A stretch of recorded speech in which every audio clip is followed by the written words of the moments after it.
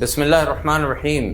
ہم بار بار کہتے ہیں کہ آپ دنیا بھر میں مسلمانوں کے ساتھ مسلمانوں کے خلاف ہونے والی کسی بھی جنگ کو کوئی بھی نام دے دیں، لیکن حقیقی لڑائی در حقیقت حق و باطل کے درمیان ہوتی۔ بھارت کے بزدلانہ، بلکہ بزدلانہ بھی چھوٹا لفظ ہے، مناسب ہوگا مودیانہ حملوں کے بعد ایک بہت بڑی تعداد ڈرونز کی پاکستان کی فضاؤں میں بھیجی گئی، جن کا اصل کام جاسوسی کر کے حساس ڈیٹا سیٹلائٹ تک اور سیٹلائٹ کے تھرو بھارت تک پہنچانا تھا۔ یہ تھے اسرائیلی ساختہ ہیروپ ڈرونز۔ اسرائیل اور بھارت مسلم نسل کشی میں ایک سے بڑھ کر ایک صفات ہیں۔ دونوں ہی پاکستان کو اور مسلمانوں کو دنیا بھر میں نقصان پہنچانے کا کوئی بھی موقع ہاتھ سے جانے نہیں دیتے۔ اسی لیے ہم کہتے ہیں کہ یہ عقیدوں کی جنگ ہے۔ ہیروپ ڈرونز اسرائیلی ساختہ ہیں اور نہ صرف یہ جاسوسی کے لیے استعمال ہوتے ہیں، بلکہ اگر وہ چاہیں تو دشمن کو محدود پیمانے پر نقصان پہنچانے کے لیے بھی انہیں استعمال کیا جا سکتا ہے۔ ہیروپ ڈرونز کے جو ماڈل پاکستان کی فضاؤں میں بھیجے گئے، یہ سائز میں تقریباً 2 سے 2.5 میٹر تک طویل ہوتے ہیں۔ ان کا وزن 125 سے 150 کلو گرام تک ہوتا ہے۔ ان کے اگلے حصے میں ایک وار ہیڈ بھی لگا ہوتا ہے، جس میں 5 to 7 kg کا ایکسپلوزو، کسی بھی قسم کا دھماکہ خیز مواد بھی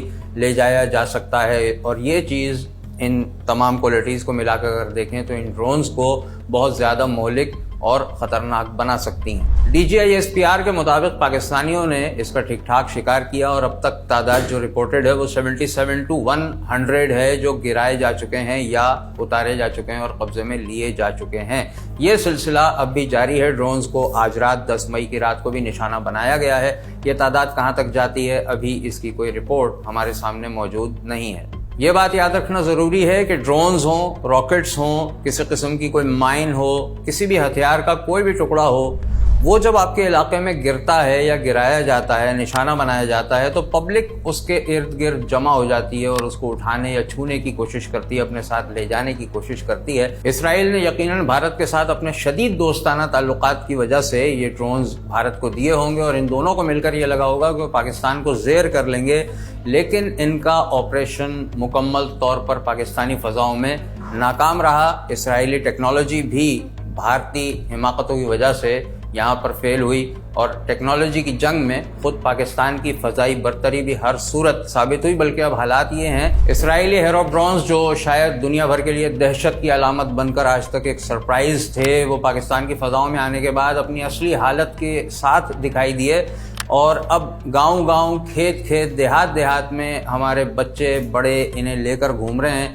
حالانکہ ایسا نہیں کرنا چاہیے، خطرناک ہو سکتا ہے، لیکن بہرحال وہ نشان عبرت بنے، ان پر میمز بنی، ان پر فنی کلپس بنے، کوڑیوں کے مول بیچے جانے کے ڈرامے اور چھوٹے چھوٹے فنی اسکٹس اس کے اوپر بنائے گئے، جس کی وجہ سے یہ کہا جا سکتا ہے کہ جیسے رفیل کو ذلت کا سامنا کرنا پڑا اور خبروں کے مطابق رفیل کے شیئرز اور اسٹاک وغیرہ پر کچھ اثر پڑا، تو اسرائیلی ڈرونز کا، ہیروپس کا بھی تقریباً یہی حال ہو چکا ہے۔ یاد رکھیے کہ یہ تمام کام بہت زیادہ خطرناک ہو سکتے ہیں۔